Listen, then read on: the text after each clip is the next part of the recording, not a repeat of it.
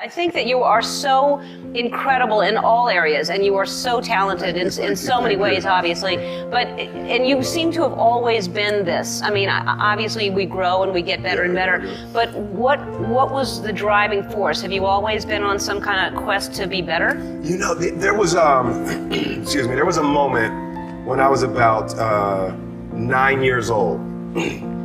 And I was at the Resurrection Baptist Church, where that was the church I went to growing up.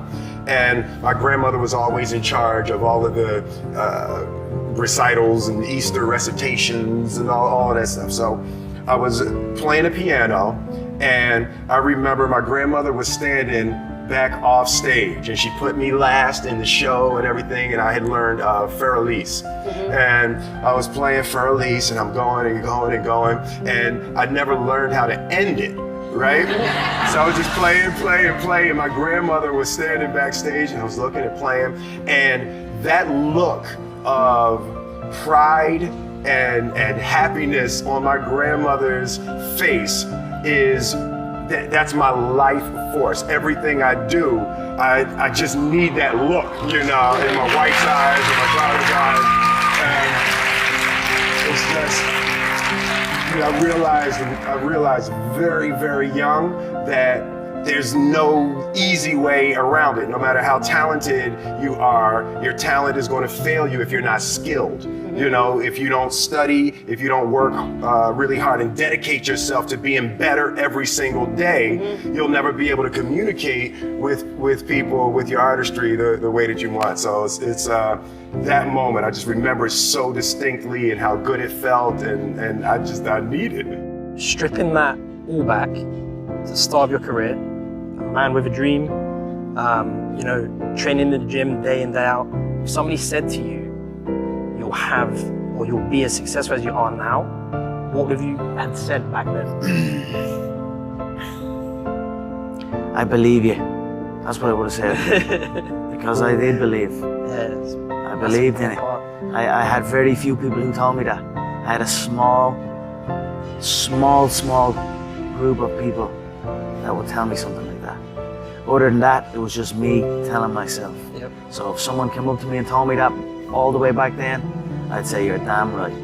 If you're going to get in the zone, if you're going to do fourth-quarter living, you got to be comfortable with hitting the wall. If I got any runners out there, any fighters out there, any athletes out there, anybody that's ever stretched the limits, you know that in order to get to the zone, you got to hit that wall first. You got to hit that brick wall first. What does that mean? You got to get to a place in your life where all your strength is gone and you're no longer operating on strength, but now you begin to operate on will.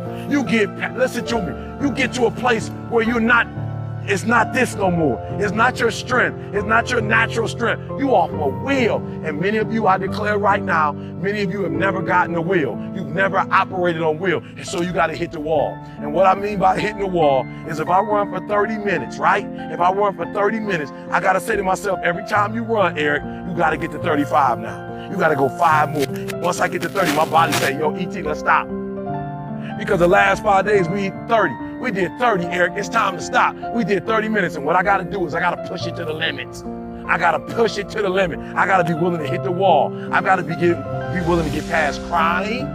I got to be willing to get past hunger. I got to get past self-defeat, saying you can't do it. I got to be willing to get past a low self-esteem and say I deserve it. If anybody else deserves it, I deserve it. It's mine. Listen to me. You got to be willing to hit that wall. And for most of you, when you get to that wall, you give up, you quit. You got to get to the place where you can hit the wall. I don't know if you'd agree with me on this, but in many ways, one of the key factors to legendary success isn't your natural ability. It's not whether you have the right product. It's not whether you're in the right field. It's not whether you've had a blessed background. It's not whether you have the right IQ. I want you to really think about and deconstruct and play with, maybe later tonight in your journal. I want you to deconstruct this idea of confidence. And it seems like a very simple word, but just think about it in your own life. When you have confidence, or we could even call it fire, when you have that fire within you, that confidence, that interior bravery, you almost have this power to do whatever it takes to get your brave vision done. You see, in this world, it's not about, in many ways, your strategy in your business or your ability in your life. It's about this thing called confidence. And we have all had these times in our lives when we are full of confidence. And what other people see as a problem, we simply do see as an opportunity. Other people see it as a stumbling block or a wall, and we see it as a stepping stone or this solution. And so confidence is something that you really want to wire in. Confidence is something you really want to develop. Confidence is a practice. Confidence is a muscle. And like any muscle, the more you focus on it and practice it and train it, the stronger your confidence is going to grow. And I just have to say it again. When you are at a place in your life when there's an ongoing, steady stream of confidence moving through your mindset, moving through your heart set, you do the heroic in your business and you achieve the remarkable in your life. Set up hard and fast rules in your life, rules that cannot be violated. Because from a willpower perspective, it is very draining, again, to go back and forth in your head. So it's much easier to say, okay, I will not drink soda and I'll only eat foods off of this list, than it is for you to go, okay, I ate really good yesterday and I worked out extra hard, now I'm at dinner and they just gave me a free dessert. Is it okay for me to have a small portion? Because that takes a lot of mental energy to process. When you set up hard and fast rules, as draconian as this might feel and sound at first, it actually creates a tremendous amount of freedom in your own life to spend your brain power on the things that matter the most. So set up rules. You must work between these hours. You need to go to the gym 5 days a week. For me, I set up a rule. I have to release one YouTube video every single Monday, and that's why I am here right now. So set up rules. If you're good at what you do, people will recognize that. I really believe it. People will notice it. That's it. That's all it is. It's that simple.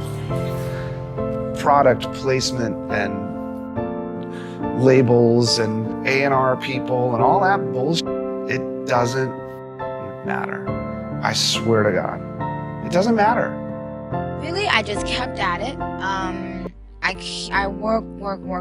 I don't believe in, I hate lazy people. I hate laziness. I just don't like procrastination. I don't like people that make up excuses. Just get it done. And I've always taken that approach with my life and my career. And I guess that's why, I've been around. And I haven't just gotten around, I've been here for a minute. Well, you guys probably know, yeah.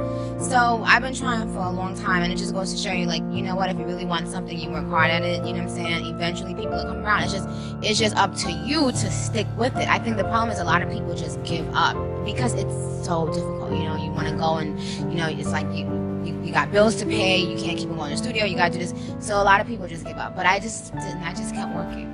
Your hardest tasks you should set for the morning. In the morning, you typically have the highest willpower, your brain is refreshed, glucose stores are pretty good, even though you've been fasting overnight. You're refreshed, you're ready to go. You're more likely to make smart decisions because you could think, you have clarity, you're not exhausted by the day yet. So whatever is hard for you, whether that's exercise, some new thing you're trying to do, try to do it before your day, before the long day, which is why most successful people in history have some kind of smart morning routine. So they wake up, they do the most important task first while they're fresh, and then do the rest of the stuff throughout the day or at the end of the day when they're more tired.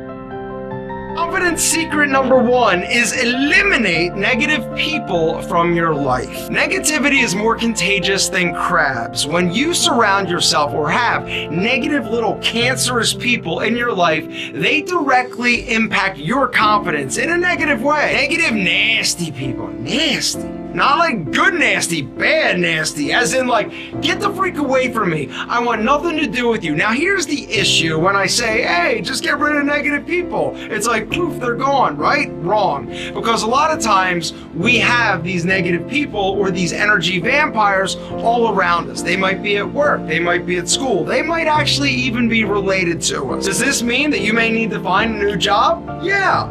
Maybe a new relationship? Quite possibly. Is it gonna suck for a little while now? Yes. In the long run, is it gonna pay off big time in terms of your confidence? Yes.